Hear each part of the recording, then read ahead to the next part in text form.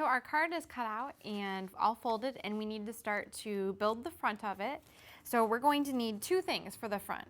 We're going to need to stamp our Tim Holtz saying, and we're going to need to adhere our keyhole. Now these keyholes, as you may have noticed, come in a variety of colors with silver, copper. You can actually color them though with the alcohol inks, and that's what we did. The metal we colored with the alcohol ink on the key. This used to be a silver key.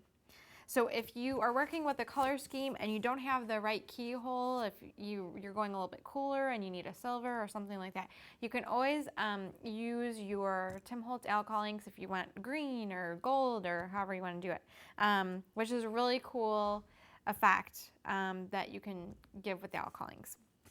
So we actually have a silver key hole that we're going to be working with, and that one is this one right here.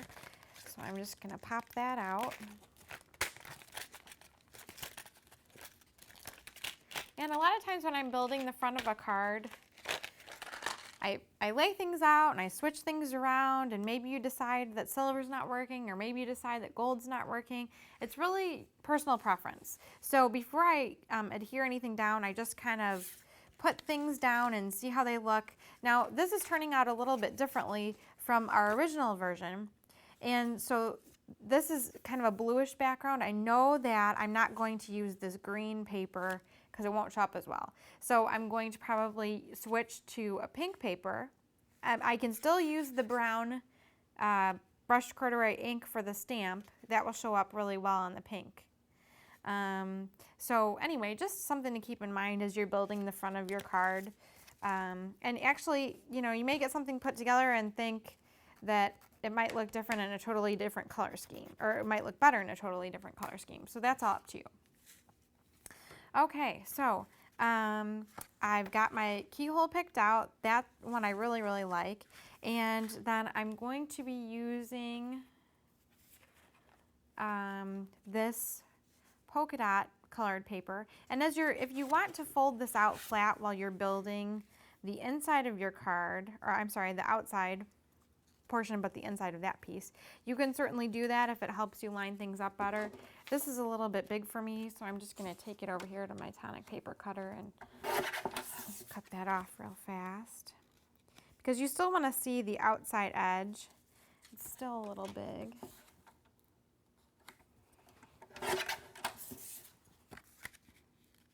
That's better. And I'm also going to use this paper, but I want a skinnier piece.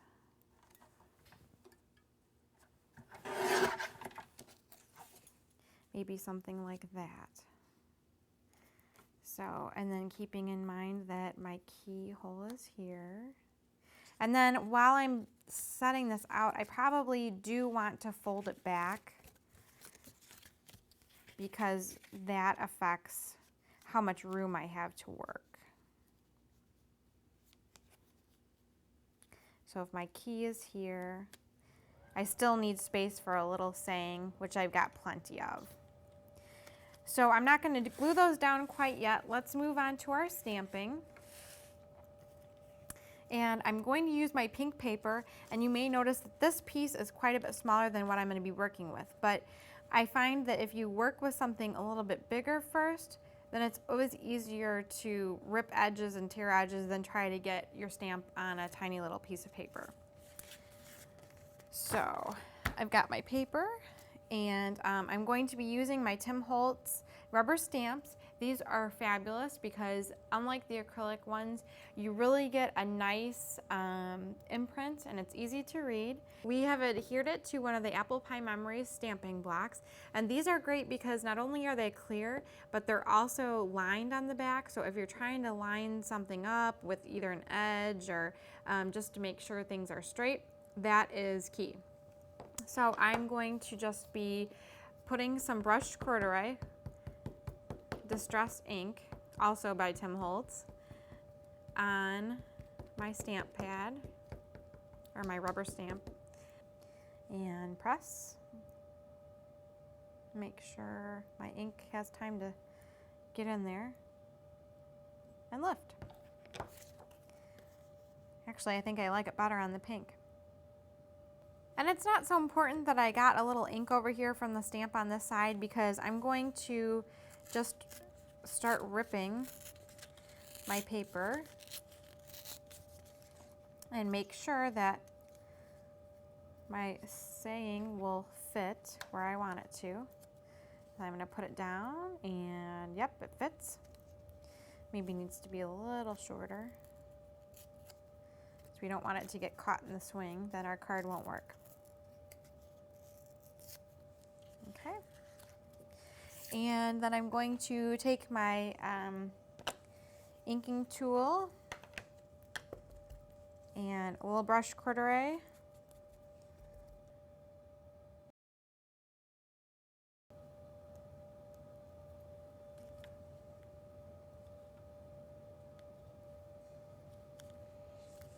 Okay, so we're all set with the front of the card, and now we're ready to move to the inside.